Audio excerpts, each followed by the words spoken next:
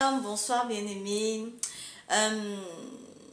Récemment, j'ai fait lire à ma fille, elle est en train de lire le livre des Actes des Apôtres. Moi, je l'avais déjà lu et on est passé rapidement sur cette histoire de Corneille.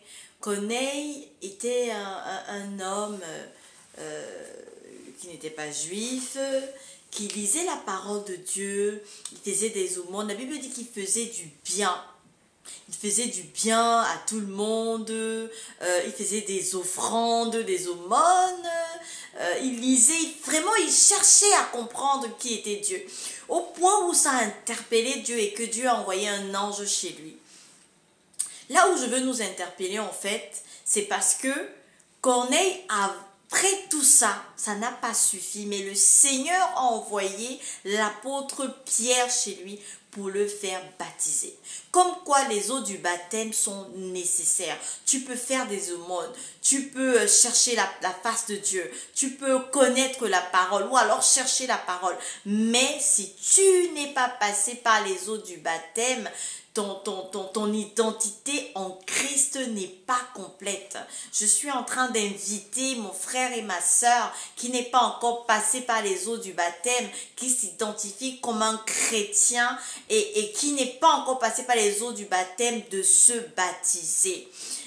Notre église se trouve à Hillsong Massy au niveau de l'Opéra. Tous les dimanches, on est là de 10h à midi. N'hésitez pas à venir. Voilà. Et si jamais sur cette vidéo, si jamais sur cette page YouTube d'évangéliste Michel, vous recevez des paroles de réconfort, n'hésitez pas à liker, n'hésitez pas à partager, n'hésitez pas à laisser un commentaire. Ça encourage la servante de Dieu. Alléluia, nous allons prier dessus. Seigneur, au nom de Jésus, amène-nous à être complet dans notre identité qui est des enfants de Jésus, notre identité qui est les disciples de Jésus. Amène-nous à être des chrétiennes complètes par le baptême, car tu as donné, Seigneur, cette mission aux apôtres d'aller et de baptiser, de faire des nations les disciples, mais surtout de les baptiser au nom du Père, du Fils et du Saint-Esprit. Bien-aimé, si tu n'es pas encore baptisé, baptise-toi. Cela te rendra complet dans ton identité en Christ.